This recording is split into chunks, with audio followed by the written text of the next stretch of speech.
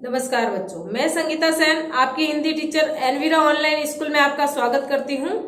आज हम पढ़ेंगे कक्षा 8 का पाठ 5 चिट्ठियों की अनूठी दुनिया। चिट्ठियां यहाँ पर क्या है? पत्र।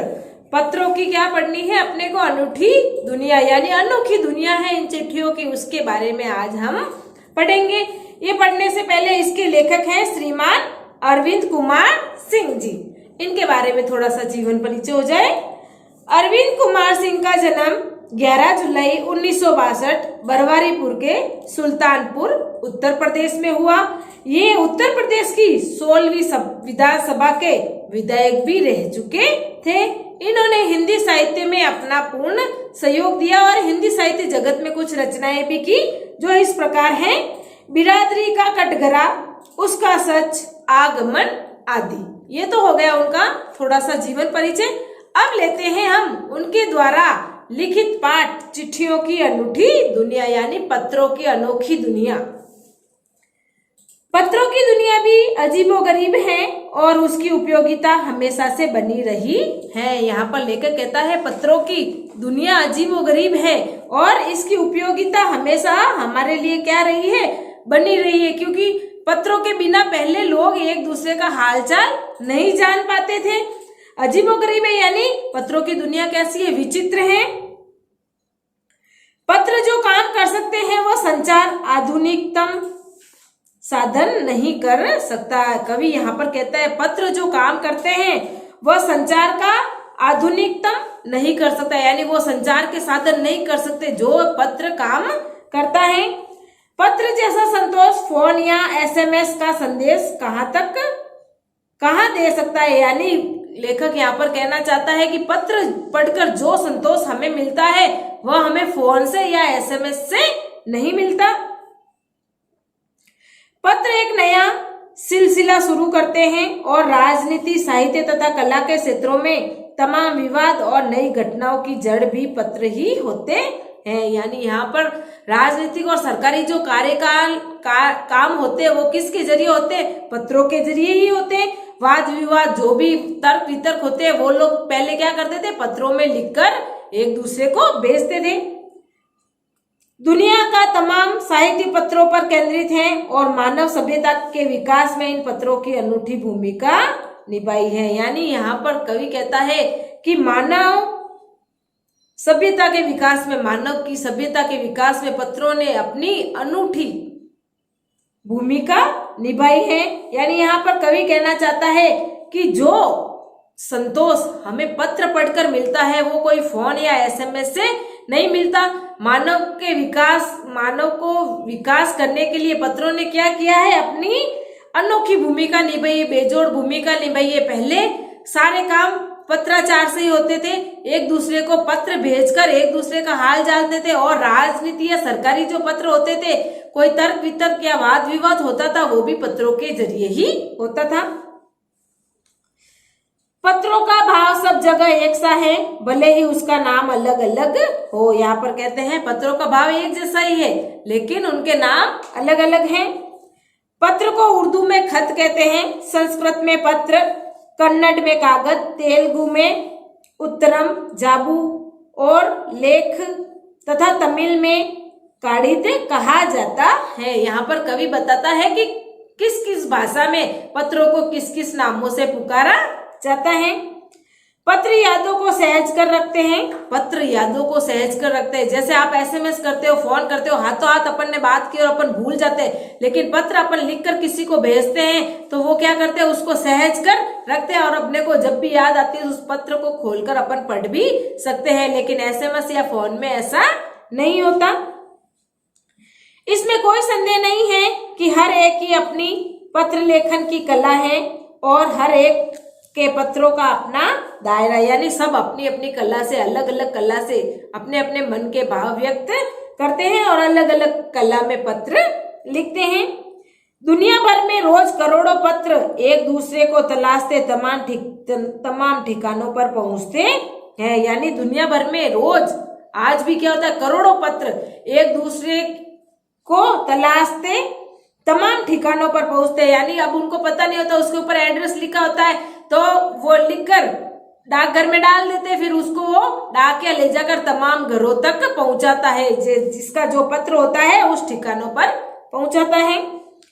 भारत में ही रोज 4.5 करोड़ चिट्ठियां डाक में डाली जाती है। देखो अभी युग कैसा है, मोबाइल का है, एसएमएस का है, लेकिन फिर भी आज भी पत्रों की दुनिया अनूठी है, निराली है। क्यों? क्योंकि आज भी भारत में देखो 4.5 करोड़ चिट्ठियां डाक में डाली जाती है, यानी आज भी डाक व्यवस्था हमारे लिए बहुत ही महत्वपूर्ण है। इसीलिए तो देखो 4.5 करोड़ चिट्ठियां डाक में डाली जाती है, जो साबित करती है कि पत्र कितनी अहमियत रखते हैं। हाँ, ये सारी जो चिट्ठियां डाकघर में डाली जाती है, इसको देख कर ही हम कहते हैं कि फोन या एसएमएस ही हमारे एक दूसरे को हमारा क्या संदेश पहुंचाने का साधन नहीं है। आज भी कहीं ना कहीं पत्र भी हमारा संदेश एक दूसरे तक पहुंचाते हैं। ये कौन साबित करता है? ये 4.5 करोड़ डाकघर में डाली हुई चिट्ठियां।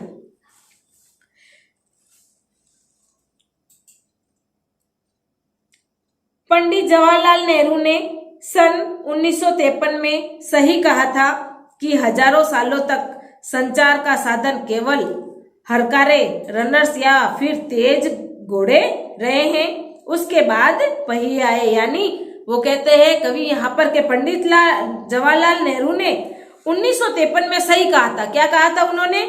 कि हजारों साल तक हमारे संचार के साधन केवल हरकारे यहाँ पर कौन है? डाकिये या रनर्स, जो तेज चलने वाले होते हैं उन्हें कहते हैं रनर्स, और हरकारे हैं यहाँ पर डाकिये। फिर तेज घोड़े रहे हैं, और उसके बाद कौन आए? पहले कौन? डाकिया चिट्ठियां इधर उधर देता था, फिर घोड़ों के जरिए इधर उधर हमारा संदेश पत्रों के द्वारा पहुंचाया जाने लगा। उसके बाद पहिए आए, पर रेलवे और तार से भी भारी बदलाव आया। यानी धीरे धीरे पहले क्या होते थे? डाकिये देते थे, उसके बाद घोड़े आए, उसके बाद पहिए लगे, यानी फिर रेल के जरिए इधर से उधर संदेश भेजा जाने लगा। और उसके बाद धीरे धीरे तार आया, तार के जरिए जल्दी से इधर से उधर संदेश भेजा जाने लगा। तार ने रेलों से भी तेज गति से संवाद पहुंचाने का सिलसिला शुरू किया। यानी तार जो होता है वो जल्दी पहुंचता है, ट्रेन से भी जल्दी, क्योंकि वो स्पीड पोस्ट कर देते हैं तो वो जल्दी एक से दूसरी जगह पहुंच जाता है। अब टेलीफोन, वायरलेस और आगे रेडार, दुनिया बदल रहा है। रेडार यहाँ पर एक यंत्र है जो वायुयान संचालन में होता है। एक यंत्र है जो वायुयान, जो हवा में उड़ने वाले यंत्र होते हैं, उसके जरिए इस संदेश को वो आगे तक पहुंचाते हैं। रेडार, दुनिया बदल रहा है। पिछली शताब्दी में पत्र लेखन ने एक कला का रूप ले लिया। यानी पिछली शताब्दी में क्या किया? पिछली शताब्दी ने पत्र लेखन ने एक कला का रूप ले लिया। किसका रूप ले लिया? पत्र लेखन ने एक कला का रूप ले लिया। डाक व्यवस्था के सुधार के साथ पत्रों को सही दिशा देने के लिए विशेष प्रयास किए गए। यानी डाक व्यवस्था के सुधार के साथ साथ पत्रों को सही दिशा देने के लिए एक विशेष प्रयास किए गए। पत्र संस्कृति विकसित करने के लिए स्कूली पाठ्यक्रमों में पत्र लेखन का विषय भी शामिल किया गया। अब देखो, आप लोग हिंदी, अंग्रेजी कोई भी विषय पढ़ते हो, उसके अंदर आप निबंध, कहानी लेखन वगैरह ये सारे पढ़ते हो, तो ये पत्र लेखन की एक विद्या है। और इससे ही आपके पाठ्यक्रम में इस पत्र को जोड़ा गया, ताकि पत्र लेखन का जो ये संचार का जो माध्यम है वो क्या करे? आगे बढ़े, और पत्रों के माध्यम से लोग एक दूसरे की जानकारी को प्राप्त करें। स्कूली पाठ्यक्रमों में पत्र लेखन का विषय भी शामिल किया गया है। और स्कूली पाठ्यक्रम, जो आपका पाठ्यक्रम है, उसमें पत्र लेखन के विषय को शामिल किया गया, ताकि इसके माध्यम से लोगों को पत्र की जानकारी मिले कि पत्र हमारे लिए कितने महत्वपूर्ण हैं। भारत ही नहीं, दुनिया के कई देशों में ये प्रयास चले, और विश्व डाक संघ ने अपनी ओर से काफी प्रयास किए। यानी अपने यहाँ नहीं, दुनिया में कई जगह, कई पाठ्यक्रमों में, सभी स्कूलों में क्या हुआ कि पाठ्यक्रम के साथ पत्र लेखन व्यवस्था को भी जोड़ा गया। विश्व डाक संघ की ओर से 16 वर्ष से कम आयु वर्ग के बच्चों के लिए पत्र लेखन प्रतियोगिता आयोजित करने का सिलसिला सन 1972 में शुरू किया गया। यानी विश्व डाक संघ ने क्या किया? पत्रों को आगे बढ़ाने के लिए, यानी पत्रों को महत्व देने के लिए उन्होंने क्या किया? 16 वर्ष की कम आयु के बच्चों के लिए पत्र लेखन प्रतियोगिता रखी कि जो बच्चा अच्छा पत्र लिखेगा उसे ये इनाम मिलेगा। इस तरीके की वो क्या करवाने लगे, प्रतियोगिता करवाने लगे और पत्र लेखन पद्धति को आगे बढ़ाने लगे। और ये सिलसिला उन्होंने 1972 से शुरू किया। यह सही है कि खास तौर पर बड़े शहरों और महानगरों में संचार साधनों के तेज विकास तथा अन्य कारणों से पत्रों की आवाजाही प्रभावित हुई, पर देहाती दुनिया आज भी चिट्ठियों से ही चल रही है। यहाँ पर लेखक कहता है ये सच है कि शहरों में बड़े बड़े जो विकसित शहर है, विकसित देश है, वहां पर क्या हो गया, पत्रों की भूमिका थोड़ी कम हो गई, लेकिन देहाती दुनिया जो गांव है, देहाती दुनिया जो ग्रामीण क्षेत्र है, वो आज भी किससे चल रहा है, चिट्ठियों से चल रहा है, पत्रों से चल रहा है। क्योंकि बड़े बड़े शहरों में मोबाइल SMS के द्वारा संदेश भेज देते हैं, लेकिन गांव में अभी तक ये व्यवस्था नहीं है, तो वहां पर ये कैसे चलता है, अभी तक पत्रों के द्वारा ही चलता है। फैक्स, ईमेल, टेलीफोन तथा मोबाइल ने चिट्ठियों की तेजी को रोका है, पर व्यापारिक डाक की संख्या लगातार बढ़ रही है। यानी यहाँ पर कवि कहता है फैक्स, ईमेल, टेलीफोन, मोबाइल ने चिट्ठियों की तेजी को रोका, यानी पत्र व्यवस्था को थोड़ा बहुत रोका होगा, लेकिन व्यापारिक डाक की संख्या लगातार बढ़ रही है। जो व्यापारिक पत्र वगैरह होते हैं वो हमेशा आते जाते रहते हैं, उनकी संख्या लगातार क्या हो रही है, बढ़ रही है। जहां तक पत्रों का सवाल है, अगर आप बारीकी से उसकी तह में जाएं तो आपको ऐसा कोई नहीं मिलेगा जिसने कभी किसी को पत्र न लिखा या न लिखाया हो, या पत्रों का बेसब्री से जिसने इंतजार न किया हो। यानी लेखक यहाँ पर कहता आप जितनी अंदर तक जाएंगे, जितनी अगर आप बारीकी से उनकी तह में जाएंगे तो आपको इस दुनिया में कोई भी ऐसा व्यक्ति नहीं मिलेगा जिसने कभी पत्र न लिखा हो, या किसी से न लिखवाया हो, या किसी के आने वाले पत्र का इंतजार न किया हो।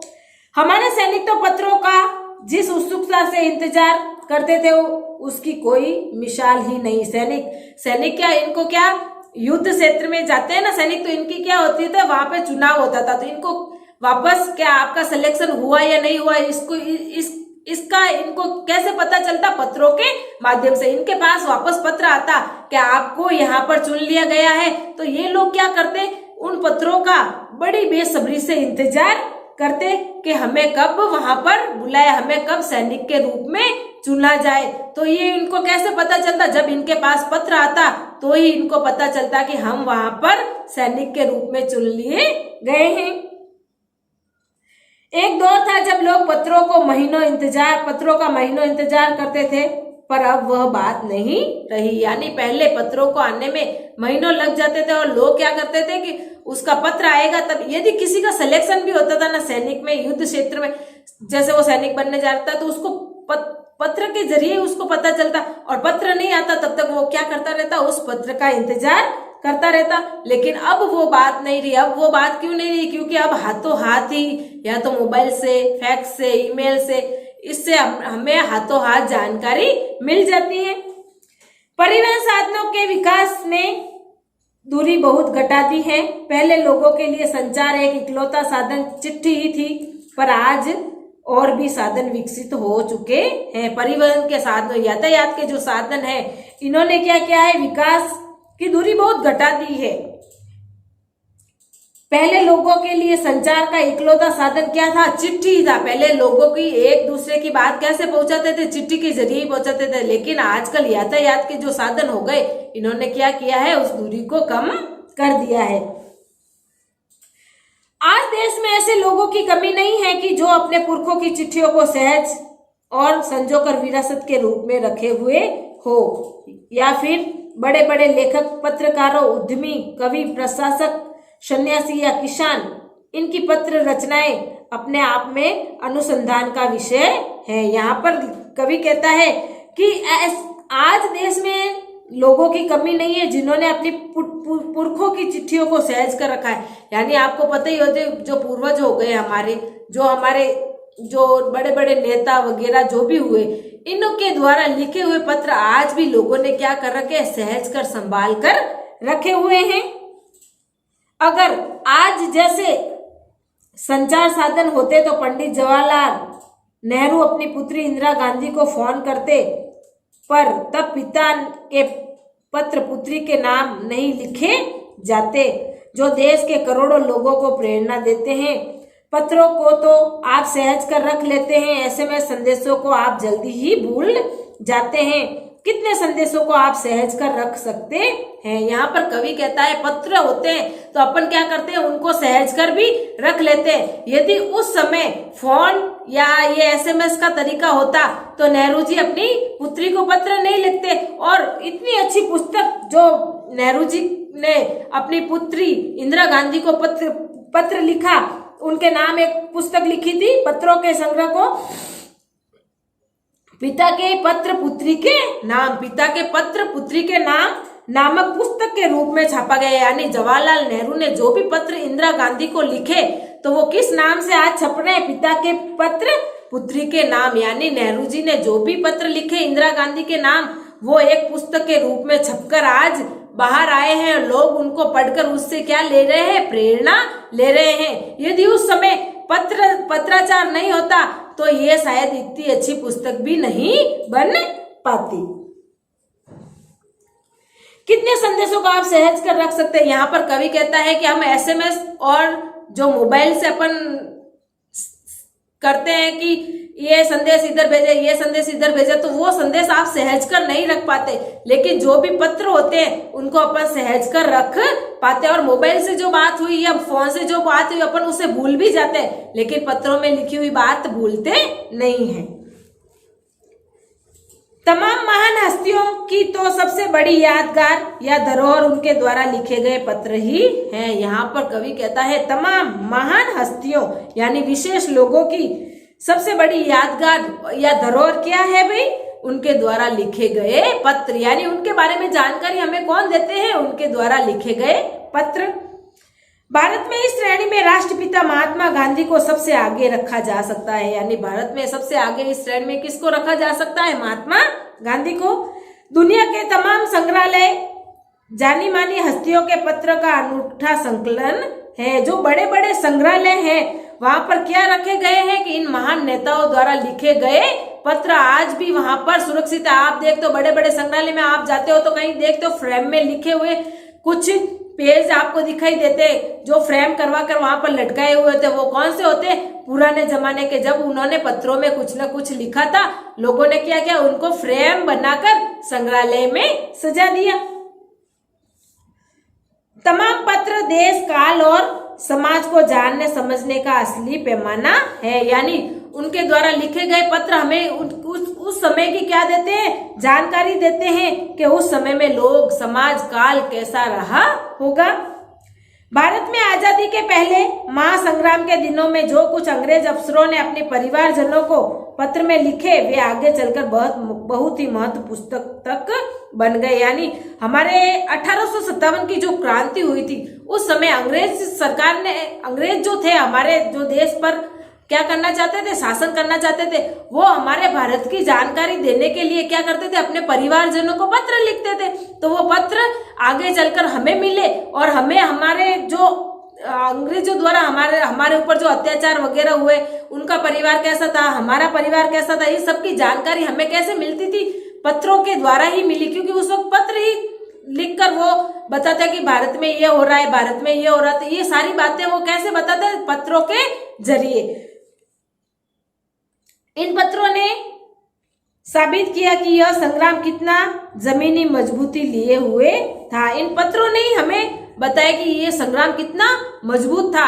इसके जरिए ही हम, पत्रों के जरिए ही हम लोग आगे से आगे बढ़ पाए। आपको पता है कि अंग्रेज सरकार पत्र लिखकर गांधी जी को भी भेजती थी और गांधी जी उसका हाथों हाथ वापस जवाब भी देते थे। यानी पहले ये जो चलते थे महायुद्ध, तो किसके द्वारा जरिए चलते थे, पत्रों के द्वारा, के पत्र में लिखकर भेज देते थे और आगे जाकर गांधी जी को मिलते, गांधी जी वापस पढ़कर उनका जवाब पत्रों के जरिए उनको देते थे। और अंग्रेज सरकार, जो अंग्रेज यहाँ पर रहते थे, वो भारत की जानकारी अपने परिवार को कैसे देते थे, पत्र लिखकर। इससे हमें क्या अलग अलग भाषाओं की भी जानकारी मिलती थी।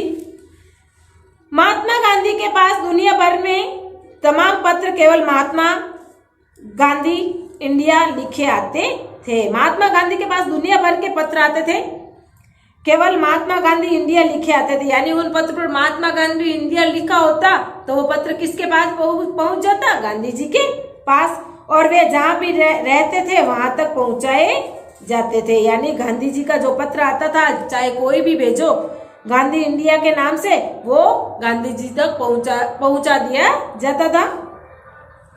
आजादी के आंदोलन की कई अन्य दिग्गज हस्तियों के साथ भी ऐसा ही था। यानी आजादी के साथ अन्य दिग्गज हस्तियां, जो बड़े बड़े महान नेता थे, उनके साथ ही ऐसा था कि वो पत्र लिखकर ही अपना संदेश एक दूसरे को पहुंचाते थे। गांधी जी के पास देश दुनिया की बड़ी संख्या में पत्र पहुंचते थे, पर वह पत्रों का जवाब देने के मामले में उनका कोई जोड़ नहीं था।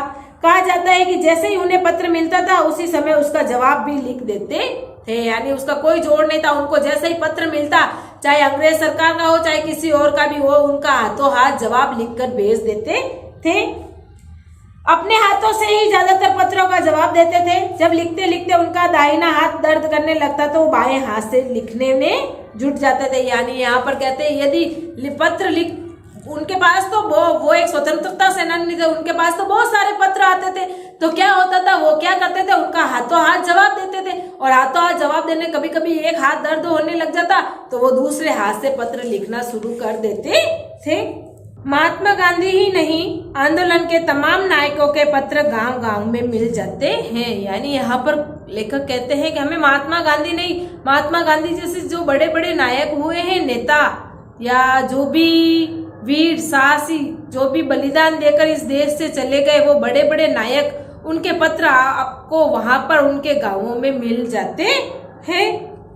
पत्र भेजने वाले लोग उन पत्रों की किसी प्रशस्ति पत्र से कम नहीं मानते, और कई लोगों ने उन पत्रों को फ्रेम कराकर रख लिया है। यानी पत्र भेजने वाले लोग उन पत्रों को किसी प्रशस्ति पत्र से कम नहीं मानते। कहने का अर्थ है जो पत्र लिखे होते, किसी व्यक्ति को बड़ा चढ़ा कर या उसके गुणों का वर्णन जिस पत्र में किया जाता है उसे कहते हैं प्रशस्ति पत्र। यानी किसी की बड़ाई करते हुए लिखा गया जो पत्र होता है उसे कहते हैं प्रशस्ति पत्र। यानी उसको किसी से कम नहीं माना जाता। और लोग जो ऐसे ऐसे नायक, जो बड़े बड़े नेता हुए, उनके द्वारा लिखे गए पत्र या उनकी बड़ाई में लिखे गए पत्र को क्या करते हैं, वो लोग फ्रेम बनाकर अपने घरों में भी रखते हैं।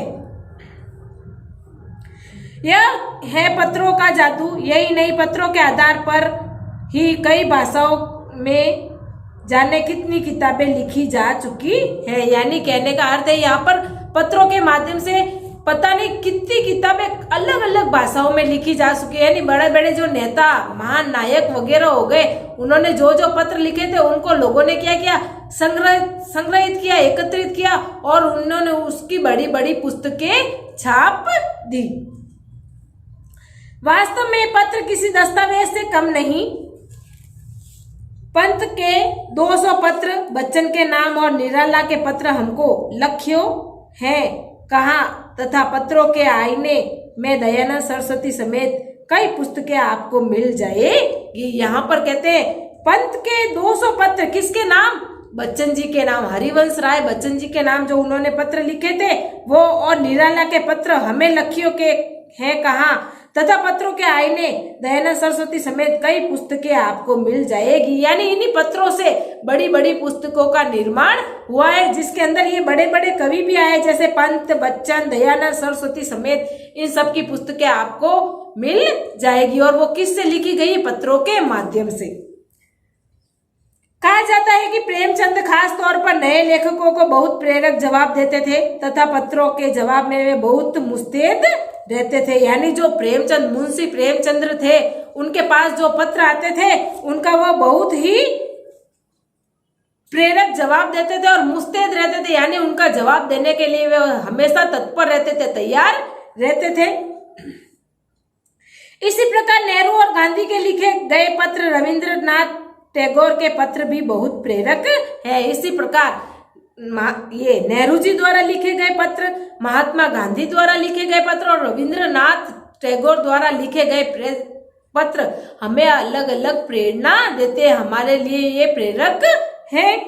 महात्मा और कवि के नाम से महात्मा गांधी और रविंद्रनाथ टैगोर के बीच सन 1915 से 1941 के बीच के पत्राचार का संग्रह प्रकाशित हुआ, जिसमें बहुत नए तथ्यों और उनकी मनोदशा का लेखा जोखा है। यानी यहाँ पर कवि कहता है महात्मा गांधी और कवि के नाम से जो एक पत्राचार संग्रह प्रकाशित हुआ, उसके अंदर क्या लिखा गया है, महात्मा गांधी और रविंद्रनाथ टैगोर के बीच सन 1915 से 1941 के बीच पत्राचार का संग्रह प्रकाशित हुआ। यानी महात्मा गांधी और रविंद्रनाथ टैगोर के बीच 1915 से लेकर 1941 तक जो भी पत्राचार हुआ, उनको क्या कर दिया, एक संग्रह बनाकर महात्मा और कवि के नाम से उसको एक पुस्तक का रूप दे दिया गया, जिसमें उन्होंने बहुत से नए तथ्यों और उनकी मनोदशा का लेखा जोखा मिलता है। यानी उन पत्रों में उनकी बहुत से तथ्यों, नए तथ्य थे, नए जो उन पत्रों में उन्होंने लिखे वो, तथा उनकी मनोदशा का वर्णन हमें किससे मिलता है, उनके पत्रों के माध्यम से मिलता है। पत्र व्यवहार की परंपरा भारत में बहुत पुरानी है। यानी पत्र व्यवहार हमारे भारत में बहुत पुराने समय से चला आ रहा है, पर इसका असली विकास आजादी के बाद हुआ। यानी इसका असली विकास कब हुआ, आजादी के बाद। जब हम पहले तो हम गुलाम थे, कुछ अपने मन से कर भी नहीं पाते थे, लेकिन जब हमारा देश आजाद हो गया तो उसके बाद गांधी जी, अंग्रेज सरकार द्वारा या बहुत सारे स्वतंत्रता सेनानियों उनके द्वारा लिखे गए पत्रों का हम लोग आगे से आगे क्या करते गए, उसको बढ़ावा देते गए और उनका विकास होता गया। तमाम सरकारी विभागों की तुलना में सबसे ज्यादा गुडविल डाक विभाग की है। यानी गुडविल डाक विभाग जो थी वो सबसे प्रसिद्ध थी, उसकी साख सबसे ज्यादा थी, उसके द्वारा पत्रों को प्रसिद्धि मिली। इसकी एक खास वजह यह भी है कि यह लोगों को जोड़ने का काम करता है। गुडविल डाक विभाग जो था वो क्या करता था, लोगों को एक दूसरे से जोड़ने का काम करता था, और एक दूसरे से जोड़ने का काम पत्र भी करते हैं। इस पत्रों के माध्यम से, गुडविल डाक विभाग के माध्यम से पत्रों का धीरे धीरे विकास होने लगा। घर घर तक इसकी पहुंच है, यानी घर घर तक इस डाक की पहुंच थी, और ये पत्र इस गुडविल डाक द्वारा इधर से उधर पहुंचाए जाते थे। संचार के तमाम उन्नत साधनों के बाद भी चिट्ठी पत्री की हैसियत बरकरार है। यानी संचार के इतने सारे साधन हो गए, लेकिन पत्रों का महत्व आज भी है। शहरी इलाकों में आलीशान हवेलियां हो या फिर झोपड़पट्टियों में रहने वाले लोग, दुर्गम जंगलों से घिरे गांव हो या बर्फबारी के बीच रहे पहाड़ों के लोग, समुद्र तट पर रह रहे मछुआरे हो या फिर रेगिस्तान की ढाड़ियों में रहने वाले लोग, आज भी खतों का ही सबसे अधिक बेसब्री से इंतजार करते हैं। यानी यहाँ पर लेखक कहता है कि शहरी इलाकों में जो बड़ी बड़ी आलीशान हवेलियों में रहते हैं वो लोग, तथा झोपड़पट्टियों में यानी ग्रामीण क्षेत्र में रहने वाले लोग, दुर्गम जंगलों से घिरे हुए गांव में रहने, यानी दुर्गम जंगलों के बीच रहने वाले लोग, जहां पर अपन लोग जा नहीं सकते, दुर्गम यानी वहां पर पहुंचना क्या होता है, कठिन होता है, वहां पर रहने वाले लोग, तथा बर्फबारी के बीच जी रहे पहाड़ों के लोग, यानी बर्फ जहां पर जमी रहती है कश्मीर साइड में, उस तरफ रहने वाले लोगों को बेसब्री से क्या रहता है, उनके पत्रों का इंतजार रहता है। एक दो नहीं, करोड़ों लोग खतों और अन्य सेवाओं के लिए रोज भारतीय डाकघरों के दरवाजों तक पहुंचते हैं। यानी एक दो नहीं, एक दो लोग नहीं, ये तो मैंने 2-4 उदाहरण दिए कि दुर्गम स्थान पर रहने वाले, जहां तक अपन पहुंचते के बर्फीले क्षेत्र में रहने वाले, समुद्री तट पर रहने वाले, वहां तक तो डाक व्यवस्था के द्वारा पत्र पहुंचाए जाते। लेकिन यहाँ पर लेखक कहता है एक दो नहीं, करोड़ों खतों और अन्य सेवाओं के लिए रोज भारतीय डाकघरों के दरवाजे पर पहुंचते हैं। यानी करोड़ों लोग, करोड़ों भारतीय क्या जाते हैं, डाकघर के पास, डाकघर में जाते हैं और अपनी चिट्ठियां वहां पर डालते हैं, और इसकी बहुआयामी भूमिका नजर आ रही है। यानी इतने सारे संचार के साधन होने के बाद भी पत्रों का महत्व कम नहीं हुआ है, वो आज भी जारी है। कहने का अर्थ यहाँ पर है, दूर देहात में लाखों गरीब घरों में चूल्हा मनी ऑर्डर अर्थव्यवस्था से ही चलता है। दूर देहात यानी दूर या ग्रामीण क्षेत्र में रहने वालों का, लोगों का चूल्हा आज भी मनी ऑर्डर से चलता है। मनी ऑर्डर किसे कहते हैं, डाक के जरिए जो पैसा उन तक पहुंचाया जाता है उसे कहते हैं मनी ऑर्डर। यानी मनी का मतलब पैसा, पैसा उसके डाक में डालकर उनके घरों तक पहुंचाया जाता है। जहां पर लोग जाने से डरते हैं, दुर्गम स्थान होते हैं, दूर होते हैं, तो वहां पर ये पैसे किसके द्वारा पहुंचाए जाते हैं, मनी ऑर्डर के द्वारा, और उसी मनी ऑर्डर से मिले हुए पैसों से ही उनका चूल्हा जलता है। गांवों या गरीब बस्तियों में चिट्ठी या मनी ऑर्डर लेकर पहुंचने वाला डाकिया देवदूत के रूप में देखा जाता है। गरीब और ये जो गांव या गरीब बस्तियों में, यानी गांव और गरीब बस्तियों में रहने वाले लोग डाकियों को देवदूत यानी ईश्वर का भेजा हुआ एक संदेशवाहक मानते हैं, क्योंकि वो मनी ऑर्डर लेकर आता है, उनके लिए पैसे लेकर आता है, उनके लिए कोई संदेश लेकर आता है, तो वो उसे क्या मानते हैं? देव का दूत मानते हैं। और क्या कहते हैं वो उसको देवदूत के रूप में देखा जाता है, यानी डाकिया को वो क्या मानते हैं कि ये हमारे ईश्वर का भेजा हुआ एक संदेशवाहक है, क्योंकि वो पैसे लेकर आता है, उसी से उन बेचारे गरीबों का क्या जलता है? चूल्हा जलता है और उन्हें रोटी मिलती है। इस पाठ के जरिए कवि हमें बस यही कहना चाहते हैं, इतने सारे संचार के साधन हो गए, लेकिन पत्रों का महत्व अभी तक कम नहीं हुआ है। पत्रों की अपनी एक अनूठी दुनिया है और अनूठा महत्व है। ये हो गया हमारे कक्षा 8 के पाठ 5 चिट्ठियों की अनूठी दुनिया, श्रीमान अरविंद कुमार द्वारा लिखित पाठ पूरा। धन्यवाद।